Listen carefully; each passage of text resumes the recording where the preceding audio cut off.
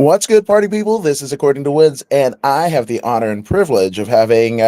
She's a friend to you and A. She encourages so many other people. You've seen her interviews on YouTube, fashion vlogs. I mean, food culture, everything under the sun. She's the one, the only Xenia. Xenia, how are you? Hi, I'm doing so well. Thank you so much for having me. Thank you. I mean, this is, I think AEW did this, and our good friend Anissa Barr. We Yeah. were at the AEW Revolution, and we were, like we just kind of got on, right? So, Carpooling. yeah, absolutely. Yeah. So, shout out to Anissa and her wonderful car. But, yeah, it was just like cool. Like, found out that we both did kind of this, and, here we are, right? Yeah, it's destiny. And Anissa is a very close friend of mine of many years. And you would think that's a bit strange considering that we've never lived anywhere close to each other in our lives. But we actually realized just this past weekend that we've known each other for a super long time. And she's a good one. She's good people. Oh yeah, absolutely. And it's kind of wild. So we were kind of talking off air, and I was telling you how I got my start in Mhm. MMA. Well, there were times where like I'd always had it in me to do the wrestling thing. So after MMA shows, I'd actually watch Anissa and Steve Kaufman and George Mhm. Ramos and the rest of the gang on AfterBuzz, and like, oh, one day, like maybe that could be cool. And obviously world shuts down in 2020 and what have you. But I was like this close to getting to AfterBuzz. It was like maybe 15 minutes away from my house, the studio, where I was living at the time. And then yeah, everybody starts doing this, right? So I've had the pleasure of having Anissa and pretty much every one of the AfterBuzzers on here. So it's kind of a cool full circle moment. Yeah, and the COVID times were definitely a weird influence on the wrestling industry.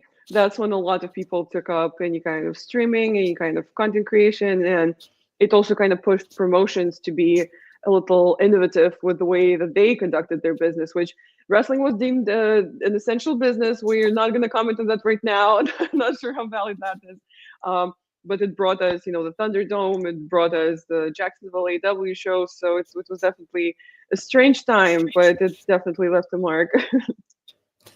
It it did. It absolutely did. And I mean, a lot of people who, and it's crazy to say survive, right? That's can take on Oh, a right. lot of different connotations and what have you. But like, Hmm. people did thrive, right? And again, it brought innovation in ways that maybe it didn't. I mean, maybe, and this is my personal take, maybe Roman Reigns doesn't get over as well as he does, right, during the pandemic, right? Like Okay. the crowds were tepid towards, like going into it, kind of pushing him to the top and what have you. And then he gets this time to like kind of really be himself and have like one-on-ones with Paul Heyman. And like you get to a lot of the stuff that they were doing with the bloodline happened behind the scenes, and if it was done in the ring, Yeah. there wasn't the booze or anything like that, and he could just create the thing. And all of those guys and gals that were working during that time got to do it in every company. And it was like, yes, this bad thing is happening, but like some awesome things are coming out of it. It's almost like a lotus flower, like death and life at the same time. Yeah, definitely. And you know who I thought was really impressive during that era? Asuka.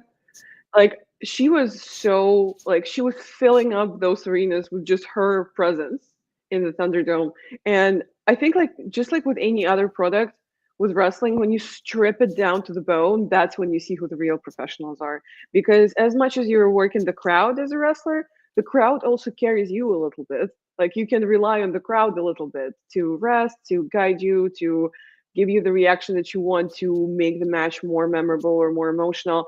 And when you don't have that, you only have yourself to fill up the arena with that presence, and it really shows who can play with the big boys. And Asuka was brilliant during that era.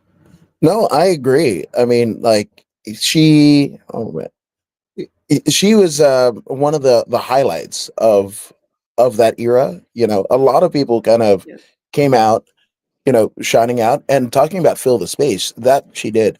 And these were things. I mean, we saw like a lot of those what is it, like the graphics, the entrance graphics and everything like that, because people were Yeah, trying to the fill the 3D stuff. space, right? Mm. But she filled the space with just her personality, which I mean, a lot of people that had seen her work in Japan and had followed her career up to this point knew she could do in NXT and what have you. But really, she kind of honed in on who she is. And sometimes that's it, like Austin and Rock, right? They always say that that's just them, right? They just jack up the volume to 110%, and that's what you get. And that's what we saw Oscar and a lot of people during that time. And I mean, coming out of pandemic, they were doing record numbers and still continue to do record numbers in like every promotion under the sun, which is awesome. Yeah, it's definitely the best time probably ever to be a pro wrestling fan. Like the diversity that we have right now, like there's something for everyone in the market. If you like lucha, if you like deathmatch, if you like sports entertainment, if you like anything, you can find anything for yourself. And it's not just the diversity, it's the accessibility too. So in the era of internet streaming platforms, you can get access to any kind of wrestling from anywhere in the country or beyond or internationally. And it's an absolutely beautiful time to be that, but it's also a beautiful time for promotions to leverage that.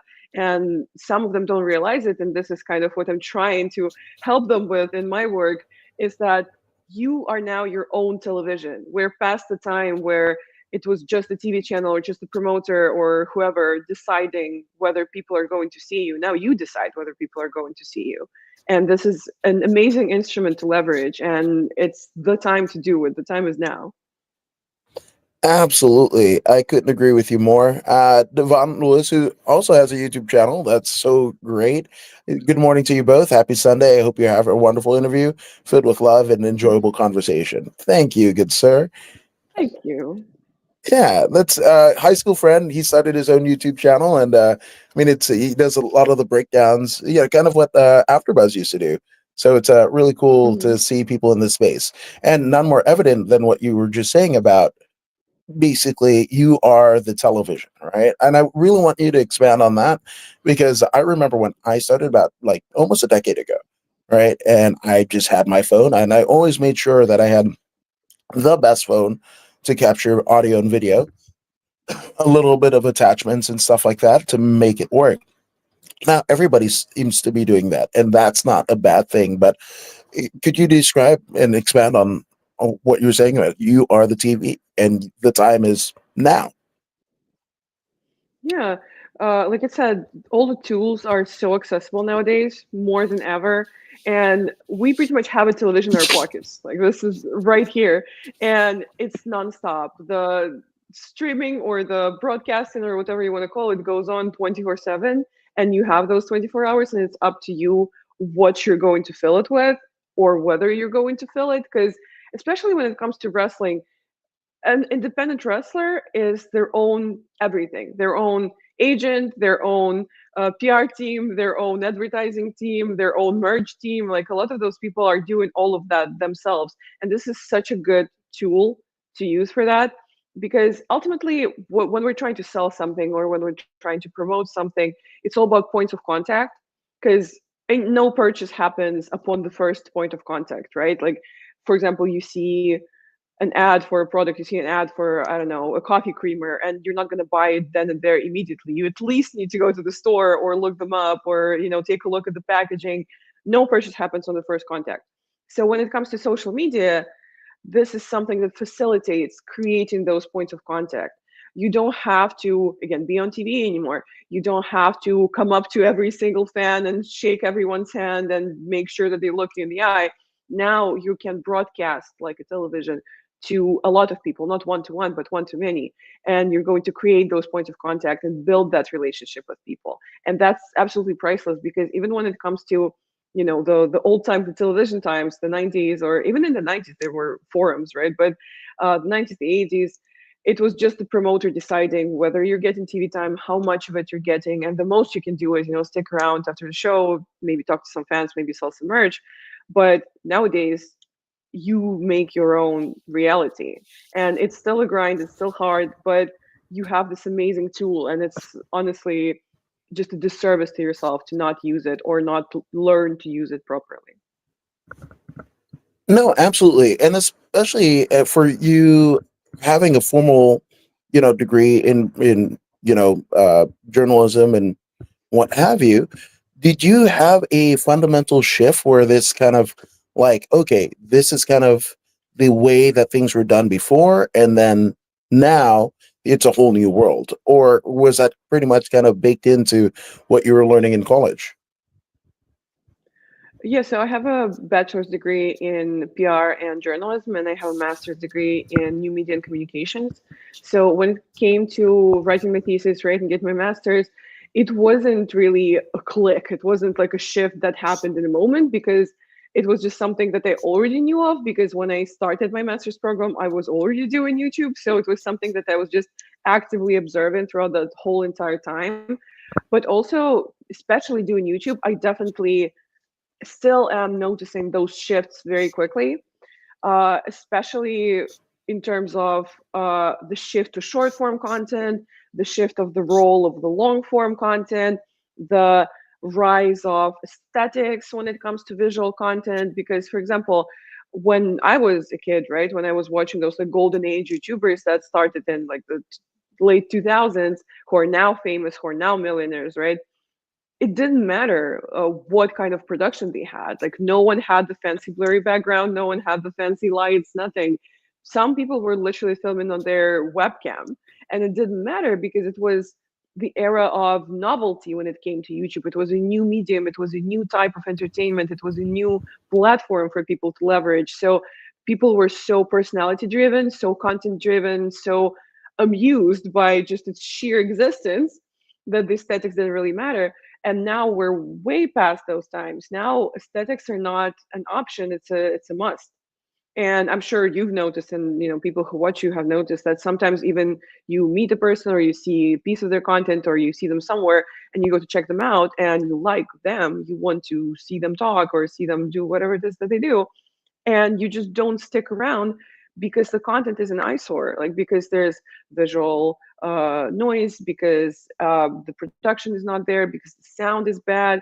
So it just makes you so quickly switch to someone else because we're in the era again of so much information being dumped onto us. We're in the era of for you pages where the algorithm conveniently feeds you something that it knows you're going to like. So we barely have any reasons to stick around watching someone who is not up to par, who is not up to our standards. So as creators, and I believe any kind of professional in the entertainment industry is a creator, needs to be one.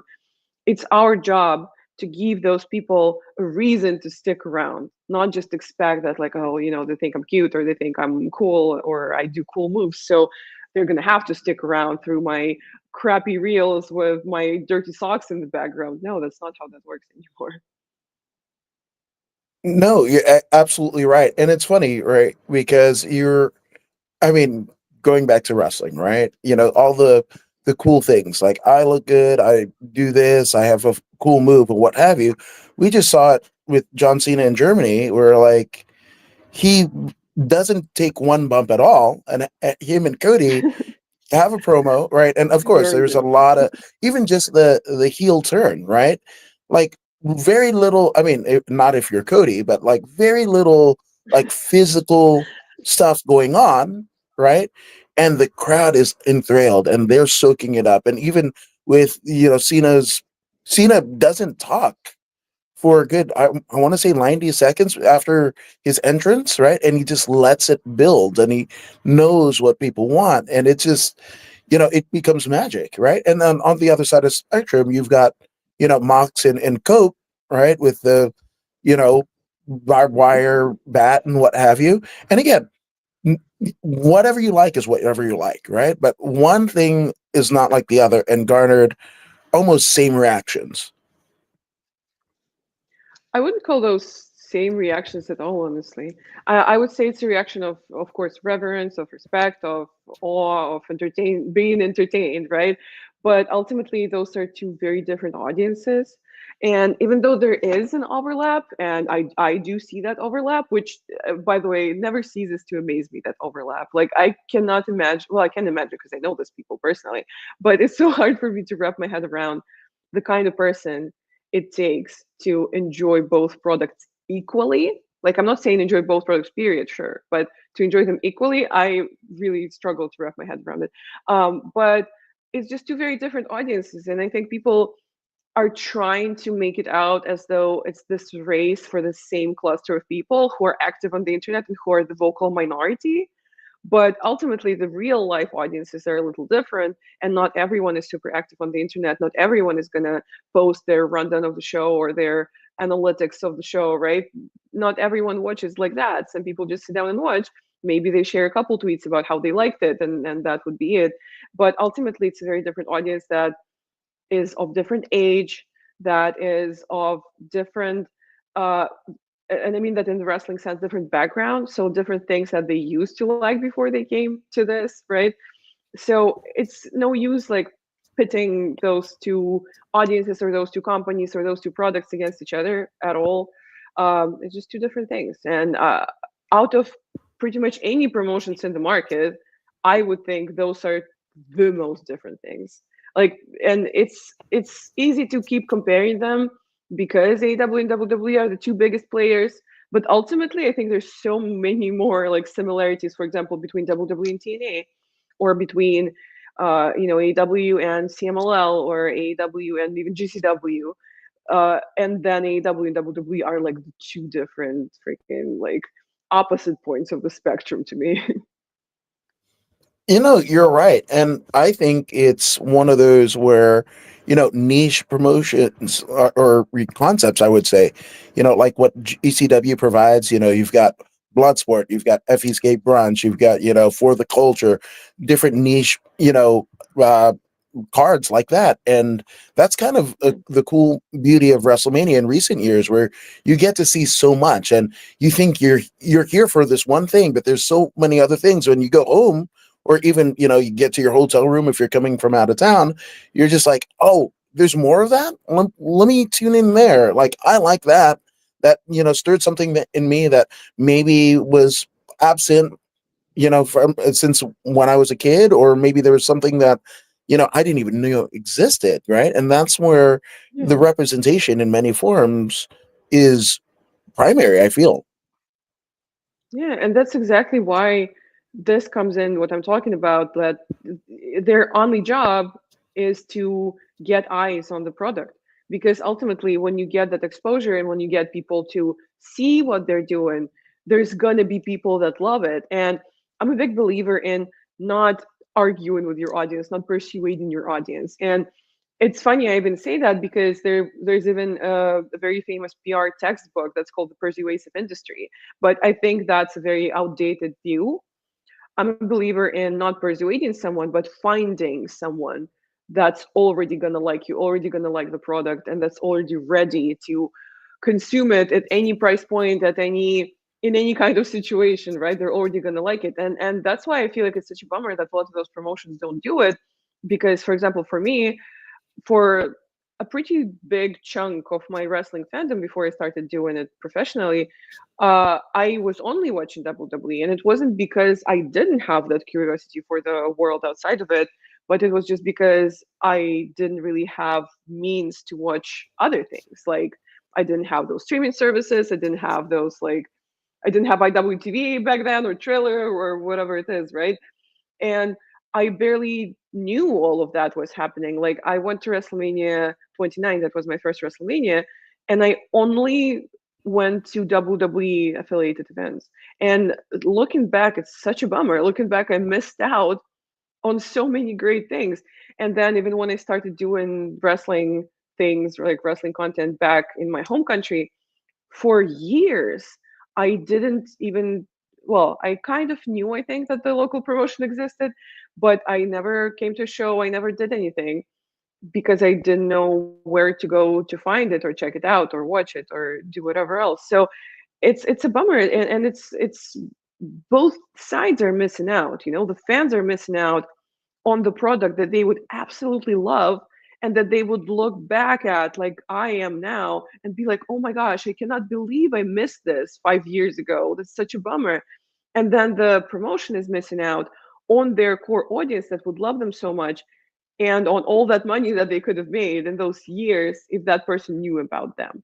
So it's a double-sided sword, double-edged sword, and it's just a bummer. And that's why I'm trying to help promotions, because there are people out there that are currently missing out, and we need to find them and we need to bring them. No, absolutely. And more to the table. Speaking of, Julian Smith says, Happy Sunday. Happy Sunday, good brother. That's brother meets lawfully. Too sweet. Now, you know, in terms of like the market audience, right? Like, do you have a particular, I don't know, genre of wrestling that you like, that you want to get behind? Or, I mean, what is the process for you to kind of take a project on? For me, I don't discriminate at all. Like the only things that would be deal breakers for me are obviously like, extremely problematic things. Like if someone has a past of being, I don't know, racist or sexist or transphobic, like that would be a deal breaker for me, obviously.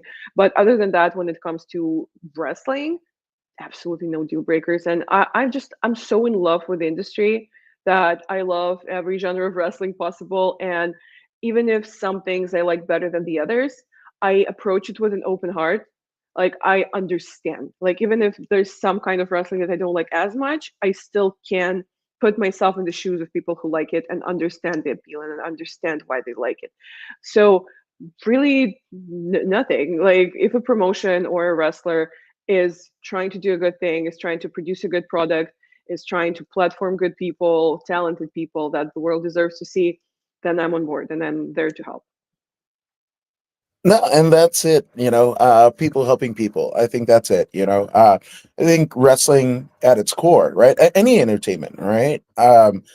Jim Ross used to say an ass in every 18 inches, right? And that's it, whether that be at the bar, at the arena, watching at home, you have a, party themed for whatever event is going on, that is it, right? So, being able to expose people to that, I think is amazing, which I want to get into your exposure to wrestling. And you mentioned your native country. Could we speak about that? And what were your first kind of your introduction of pro wrestling? Yeah, I'm Eastern European, so I'm half Russian, half Romanian. I grew up in Russia up until I was well into my adulthood, into my early 20s. And it was accidental the way I found wrestling, honestly, because my mom is a designer, is an artist, a fashion model, photographer, and she had some work in London. She was designing a trophy for a fashion competition, which is super cool. But she brought me with her. I was 11 years old, and I was just in the hotel room flipping through the channels, and I just so happened to stumble upon SmackDown. And I could not even explain to you what it was that gripped me, but it did. And it was love at first sight. I always say that wrestling is the love of my life. And from the second that I saw it, I was just gone. Like it was decided. And at that point, it's so funny. I didn't even really understand English that much. Like I had barely had any idea of what was even going on the screen. And honestly, wrestling was a big driving force in me even learning English, because I was just so desperate to know what was going on. I vividly remember watching it and trying to guess like whose name is whose, like what's their problem with each other, right? Like what's the gist of the feud. And yeah, and the rest is history. I think that's the power of pro wrestling, that it transcends even language. Like you're just like, Yes. what is that going on, right? And they're fighting and why they're fighting. And regardless, I to me it's combat sports, right? Whether you call it MMA, jiu-jitsu, Oh yeah. Muay Thai, boxing, whatever, right? It's combat sports. And there, what can you do, right, within the span of time, that's different than two guys fighting at the bar or two girls fighting at the bar, right? You create mystery, you create intrigue, your personal stuff, right? Like the controversy creates cash, right? That's the Eric Bischoff line, and Totally. that's true, right? A big money feud can mean more, a personal grievance more than like a belt or anything like that. And then when you add like the belts to it and what have you, and you have like a WrestleMania type setting, that's it, right? Like 364 days out of the year, you get your butt kicked by your foe, right? And this one time you get to come up on him, right? And it's the biggest stage of this genre's platform. And if you win, you get confetti and streamers and crowd adoring you and a big shining gold belt that also signifies not only is it beautiful to look at, but it signifies you're the best in the world of what you do. And I think that's a parable in life that you can port over to any aspect of human existence.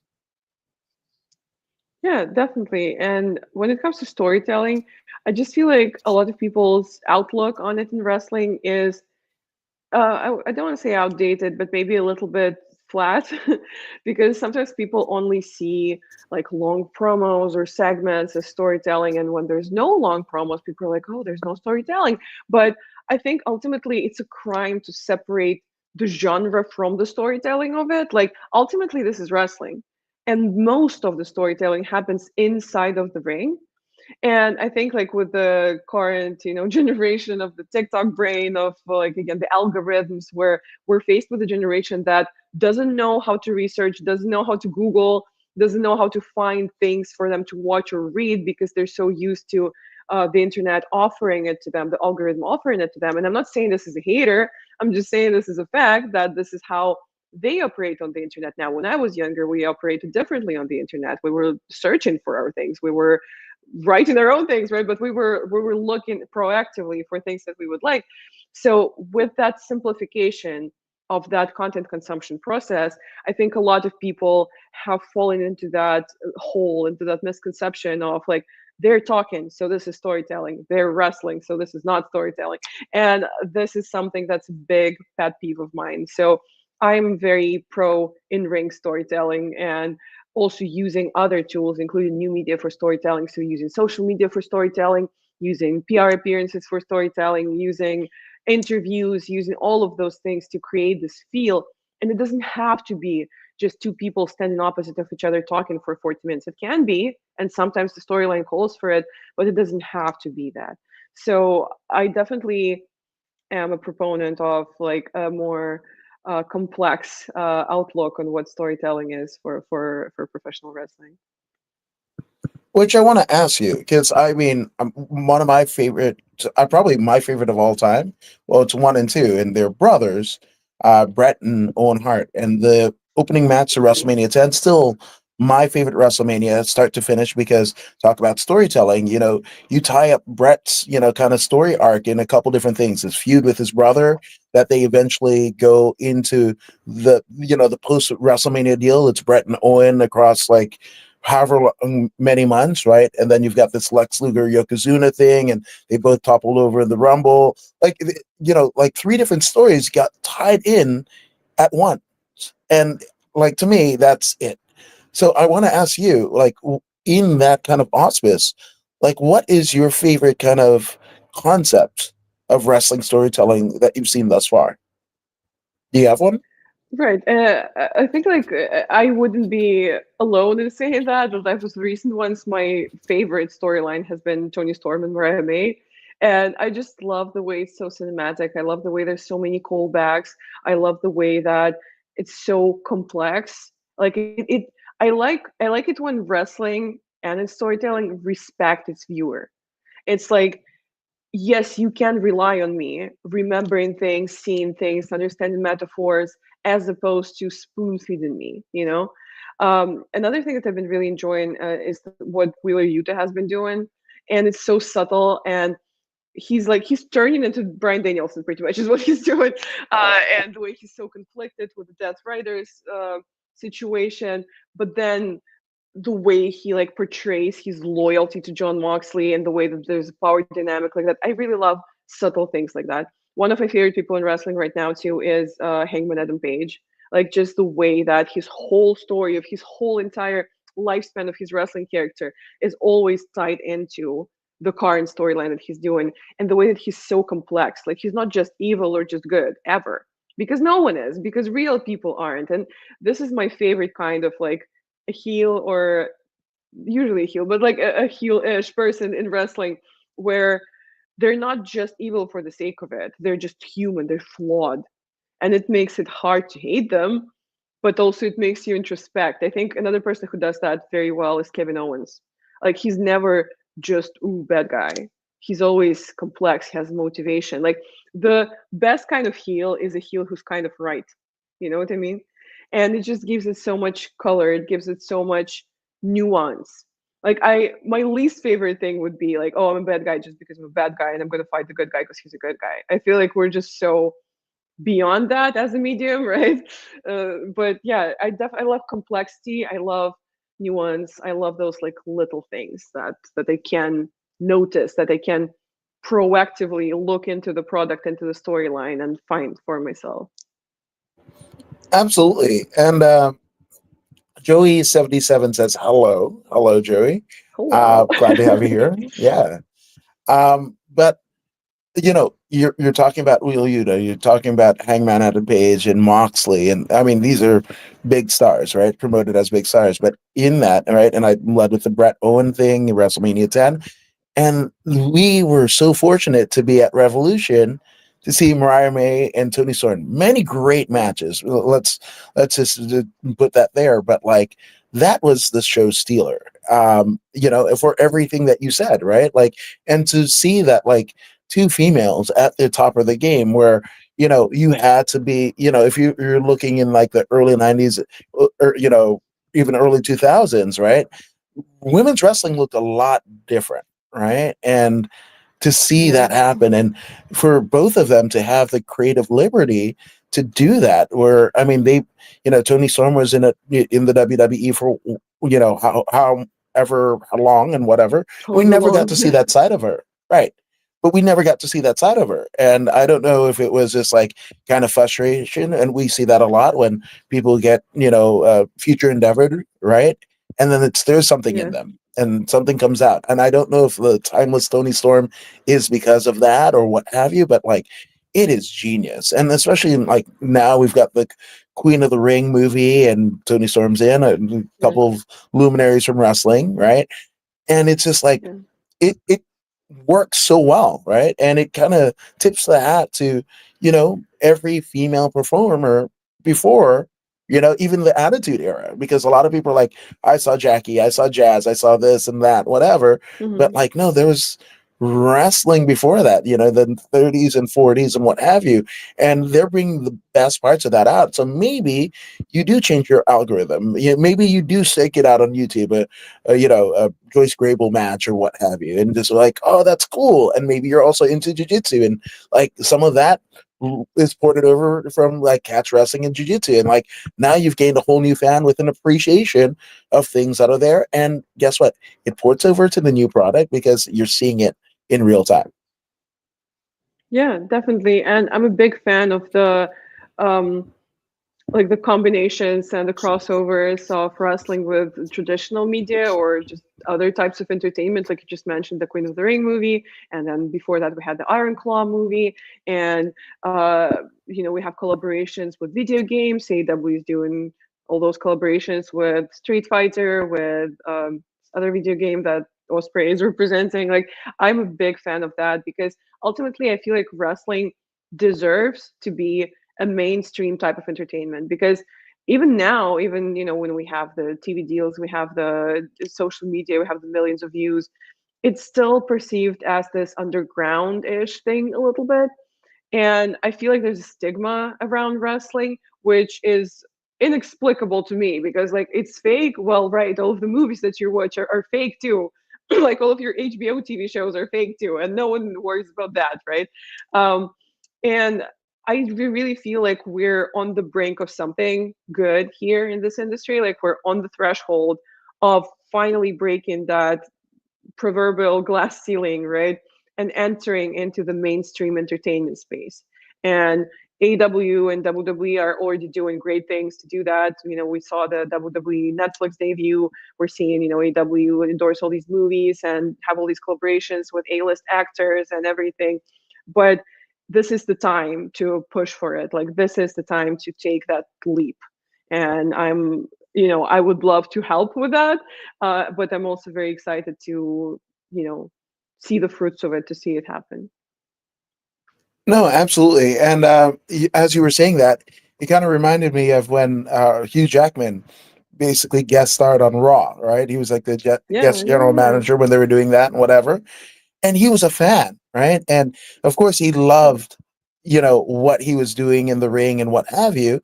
But like backstage, he was like the Brooklyn Brawler and like Harvey Whippleman, and he just like popped. Like those are the guys that I watched, when I was in Australia as as a kid and a struggling Yeah, actor, and like now they're here, and when you hear stories like that, it warms your heart completely, right? yeah. It does, yeah. And I think like ultimately every single person who's in wrestling to any extent is at heart a fan. Like the only reason why you're here is because that 6 or 10 or 11-year-old kid that at one point fell in love with wrestling just stuck with it and has this warmth and this love for it. And that's the only reason that any of us are even here doing this. So yeah, 100%. I I couldn't agree with you more. Now, Dime Drawer four, which we're also 4 weeks away from WrestleMania, so there's that. So four, right? But are you familiar with Craven Moorhead? I am not, no. No. Okay, I think I'm going to go down a wormhole of all things Craven Moorhead. Dime Drawer, chime in the comments. If you got any links, please send them our way. I feel like that's right. I just like the name Craven Moorhead. That's just like it's intriguing. It's like Mask of the Red Death, Edgar Allan Poe, right? Like I feel like that's right. Yeah. Sure. So yeah, I'll just go down a wormhole. But in terms of we're gonna spin a little bit out of wrestling because that's not all you do, right? So the blogging, the Yeah. fashion, right? So does this kind of passion of yours, right? And I'm all for like people exploring every bit of passion, right? You miss 100% of the shots you don't take, right? So, do you start, vlogging and what have you, aside from wrestling around the same time, or which existed first in your world? Yeah, all of that started around the same time. And, I started my YouTube channel. And initially, my idea was to have kind of a combination of all things that I like. But then I just kind of trapped myself because, on the one hand, a lot of my online friends were wrestling people, right? And a lot of the people who first came to the channel, first came to support it, were wrestling fans. So, it just made sense to make wrestling things. But then I feel like for me, wrestling is such a lens at this point. Like it's not just something that's compartmentalized as one of the things that I like. It's something that's very persistent in all spheres of my life. That's permeated all spheres of my life. So even some of my fashion video ideas were wrestling influenced. So it was, a lot of it was like styling wrestling shirts or looking at the style of like female wrestlers and seeing like what's going on there. But it was always a mixture of everything. Like I feel like for me, isolating just one thing didn't really make sense because ultimately blogging is a very personality driven type of occupation. So you're not going to just show one thing and hide everything else. Like if you're showing your life, if you're traveling, if you're studying, if you're doing public speaking like I do, if you're a feminist and you're outspoken about, you're an activist about it, if you like food, if you like fashion, like even when I'm doing a wrestling interview, I'm still dressed a certain way. Like I'm not gonna blur it out, right? Well, right now I'm wearing very basic white tank top, but you know what I mean. So it just made sense for me to combine all of those things. But now I'm at a point where content creation for me is not the main thing that I do, but more of an asset to what I do. So I've built a certain audience, and it's something that I can offer my clients or my friends or my collaborators where I can share their things, I can showcase them to my audience. But also, another thing that I do on my platforms is I attempt to try everything, to try every new feature, to try every new website or tool or whatever it may be, to be able to then explain it to my clients and offer it to them and see if it's a good solution for them. So my social media right now is a lot like the sandbox where I just try things and I constantly like venture out. But yeah, I definitely spent a couple years being or trying to be a blogger, like a content creator. And I would be lying if I said I didn't enjoy it. I think it's, a great thing to do, but it's also a lot more work than people realize, and a lot of your income comes from not monetizing the platform, but from collaborations. And it's something that you have to very, very proactively work for and put yourself out there.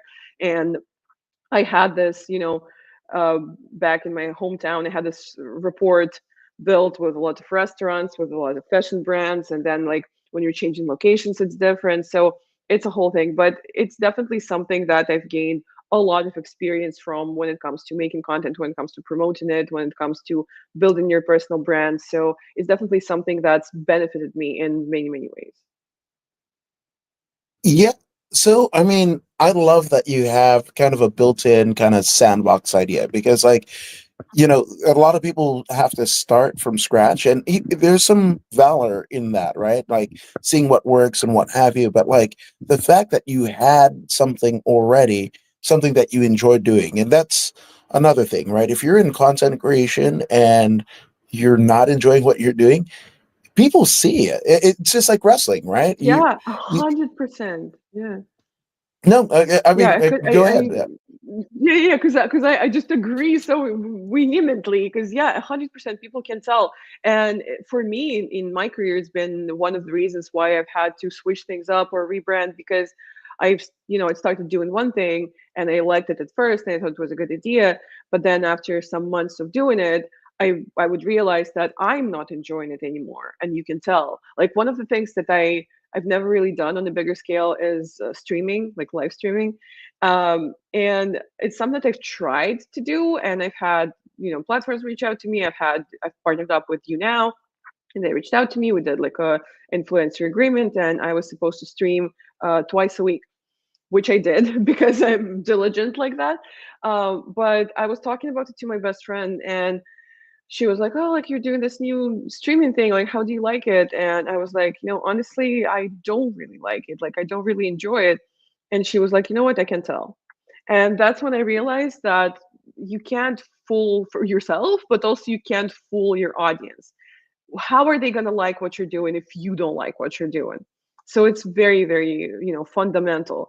And another thing that really blows my mind, and I always tell like aspiring creators or people who come to me for help growing their brand, is like a lot of people just want to be it for the sake of being it, and they don't really have anything to say or to share with the world. And you know they can do whatever they want. Like, I'm not trying to gatekeep, I'm not trying to say don't do it, like get out, of course not. But sometimes people come to me and they're like, oh yeah, like I want to create content, I want to be like a wrestling YouTuber or a fashion YouTuber or whatever it is, but what do I do? Like, give me content ideas, like what do I film? Like when I started my YouTube channel, I had a note on my phone, like notes app, and I had like 30 ideas for videos written down. Like, my understanding of it is you have to understand what you're going to do first and then you start doing it, because you're only going to coast for so long. Like, ultimately, if you don't have those ideas and if you don't have at least a general understanding of what it is that you want to do or what you're good at or what you want to share with the world, and you're relying on I don't know, some like random ideas here and there, or bouncing off of your friends, or bouncing off of like the news in the industry, like you're only going to coast for so long. You're going to feel that absence of substance. I'm a big proponent of like determining that substance first. Whenever people come to me, prospective clients or just my friends looking for advice, and they ask me, how do I get more followers, or how do I get more views on my content, I'm always that annoying person who doesn't answer the question and goes, okay, wait, let's determine some things. Let's ask ourselves some basic questions like, who are you on the internet? What are you doing? For whom? Why? Like, what's your message? Because without answering those questions, like, it's like skipping 5 steps when you're climbing up a ladder. You can't do, I mean, you could, but maybe you fall, right? So it's very important to establish that baseline of what it is that you're trying to do, and only then try to promote it, and only then try to find your audience. Because if you don't know what you're doing, again, how is the platform going to know what kind of people to bring to you if you're confused, it's confused too. Absolutely, which Devon says, and I'm going to keep you full screen, but yeah, it's really important to love your content. Your audience will totally Mhm. pick up on that. Be passionate, be patient, and have a clear reasoning for doing it. and finding your niche. Yes, Do you agree? 100%. And there's this saying, absolutely, yeah. And there's this saying that goes, "Riches in niches." It's definitely something, especially in the current landscape of short form content, of short form videos, of TikTok. The more niche it is, the better, because you're going to have so much of an easier time finding your people, like finding your audience. Because if you're all over the place, it's going to be a little harder. And though I am a little bit all over the place, but that's more in the vein of just like trying things, right? But there's also some industries that have a great overlap. Like, for example, wrestling and video games have a great overlap. Wrestling and stand up have a huge overlap. So it's important to understand that as well. So you don't have to, again, like I said, isolate just this one thing that you are and not show anything else. But 80% of what you do has to have that purpose, has to align with that purpose, has to align with that niche and with what it is exactly that you're trying to do. Which I really want to ask you because I feel like I took a similar route, right? So with your branding, right?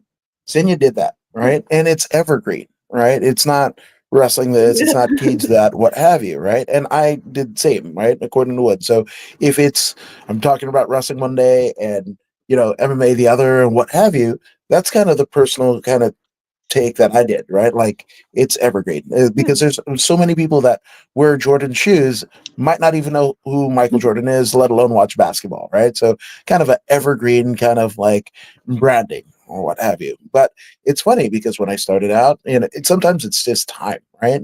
I started out almost a decade ago. We were like, oh, you can only do one or the other. And I kind of stuck to the MMA stuff. And then, the pandemic happens. And now people know that I like wrestling and that they didn't know it for the years before, right? So, and it's funny because now we're in a world where, the UFC and the WWE are one company. Even Invicta, the all-female MMA promotion, is owned by Anthem, which also owns TNA Wrestling, right? And you see Errol Hawani and like media personalities, like wrestling media personalities shift over to MMA, vice versa. Mhm. Charlie Arnott, right, does a lot of stuff for the UFC her in her post WWE career. So it's kind of weird, but you're saying like niches are pretty much good, right? Yeah, niches are good, but I also feel like there's always been a big overlap between combat sports and wrestling. Weirdly enough, like I feel like as much as there's a big overlap, there's also a big group of people who like hate the fact that there's an overlap, especially like combat sports or MMA purists who are like, no, this is real fights. Like we don't want wrestling in our space. But I think ultimately it's entertainment. Especially now that we're seeing WWE join forces with UFC, like the fact or the substance of it that makes it similar is not the in-ring action, it's all the accoutrements around it. Like we're not trying to say that wrestling and MMA as a sport versus sport are similar. We're trying to say that the way that they're marketed, the way that they conduct shows, the way that they generate income, their income generating activities, that's what's similar. And that's very similar. So, now that, like you mentioned, there's an overlap with TNA, there's an overlap with WWE.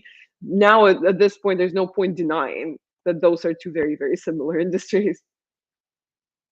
No, 100%. And to me, again, it being combat sports, I think you're actually seeing the UFC's production, since WWE came on board with what is it that TKO, right?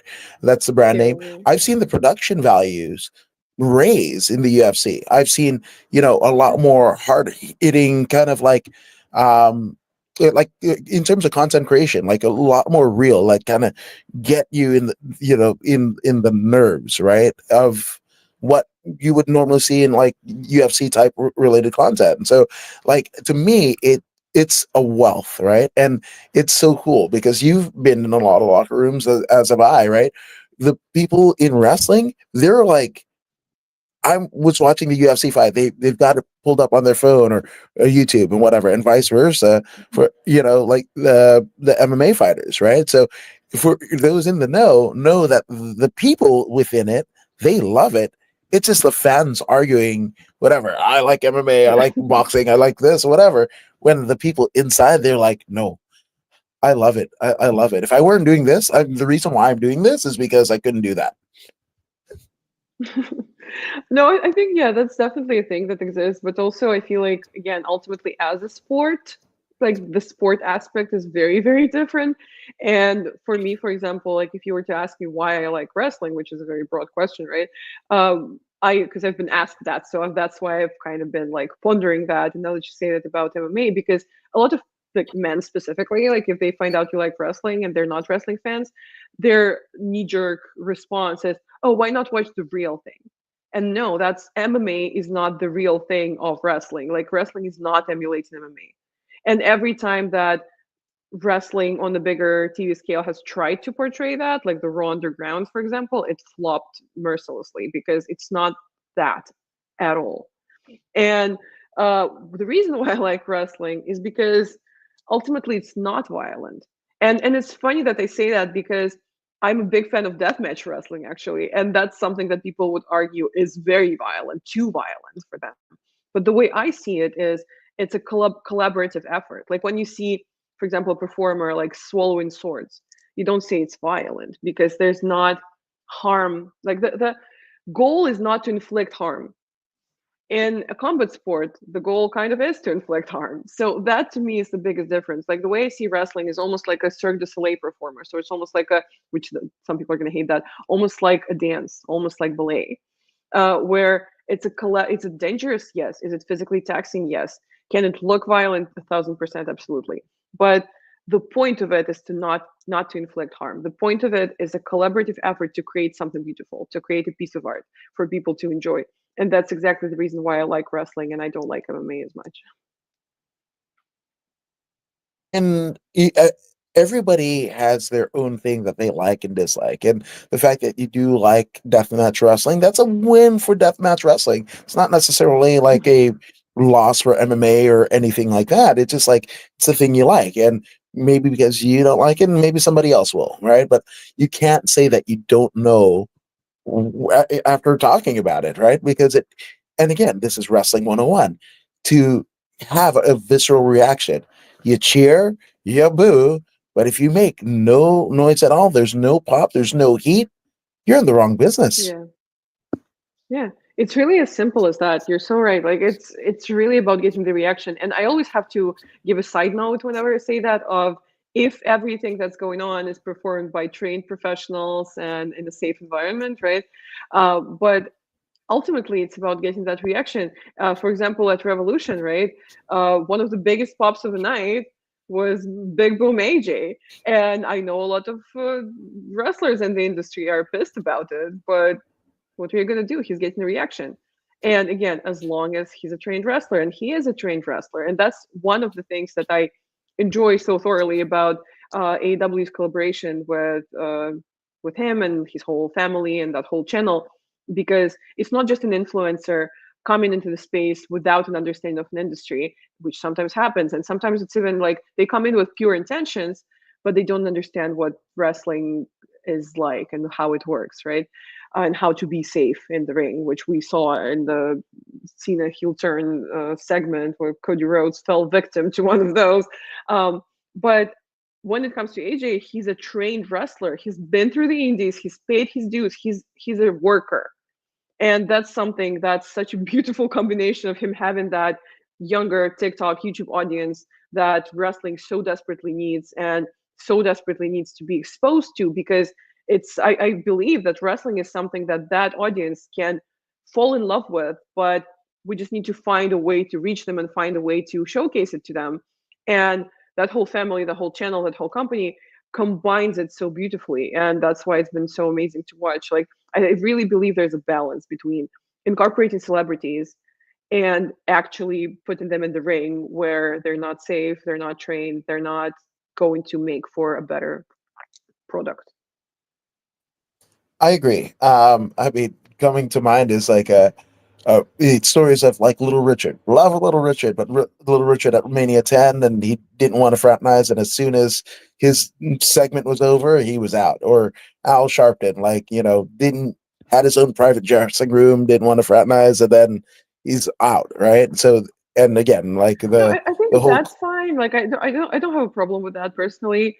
I'm more just saying like I again big believer in celebrity collaborations. I think it's really good for the business.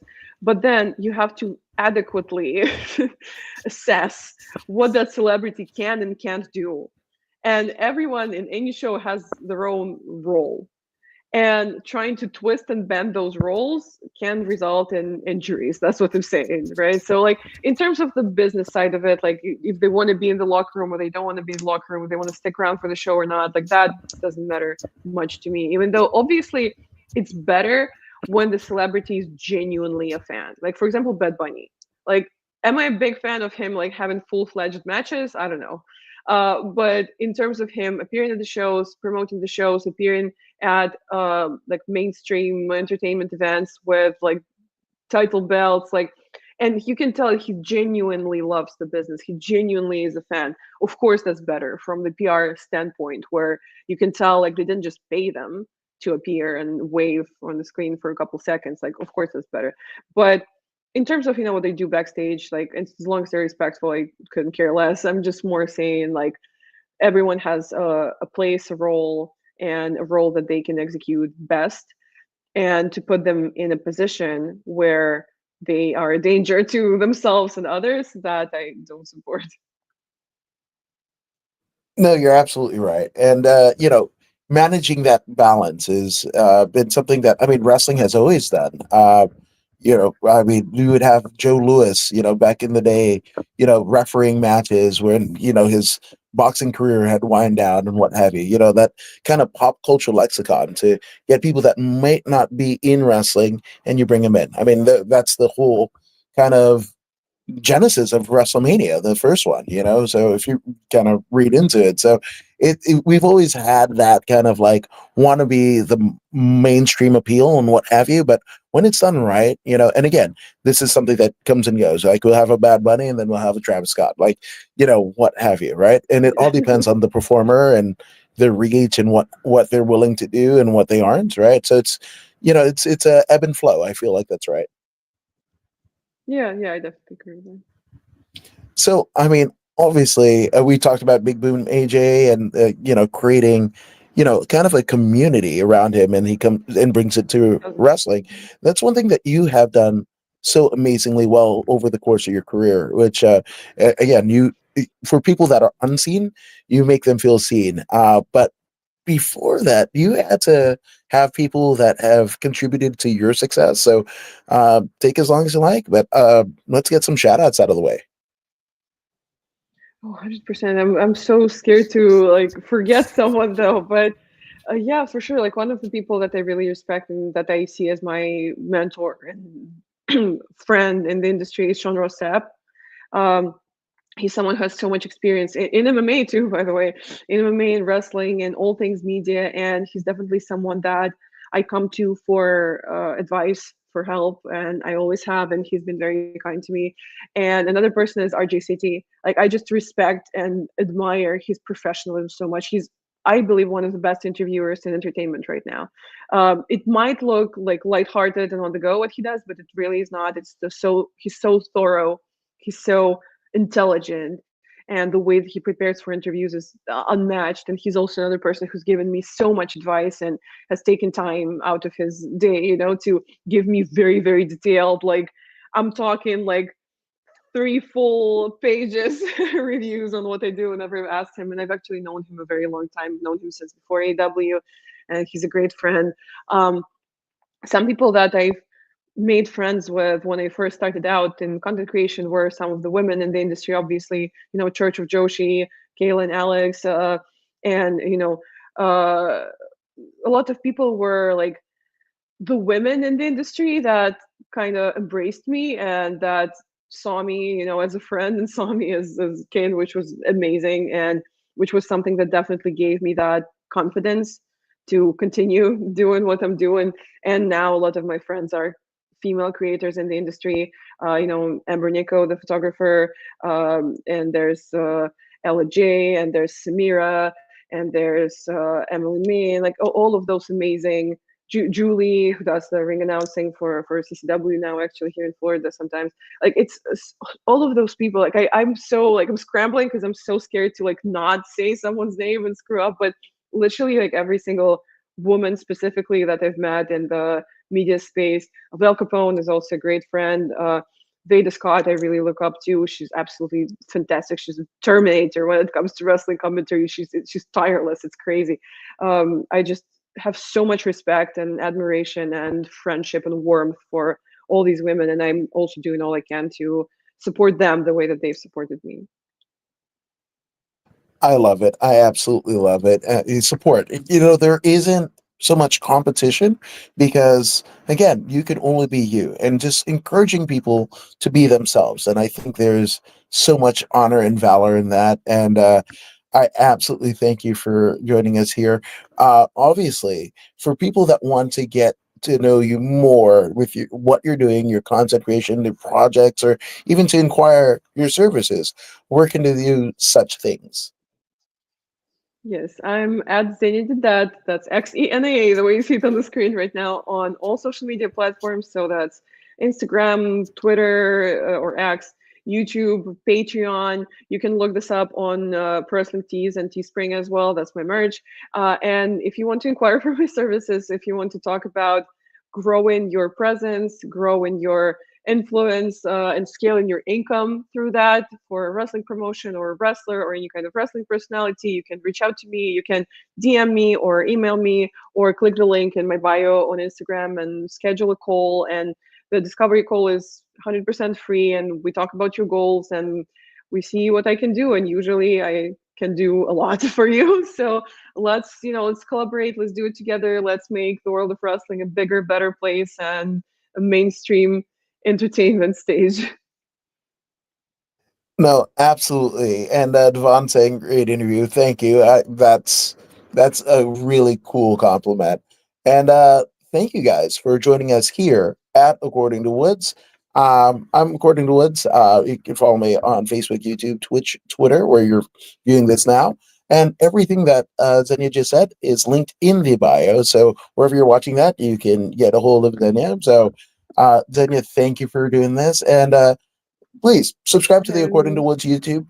Uh, I mean, Xenia, you're subscribed, right? I feel like that's right. of course, yeah, absolutely.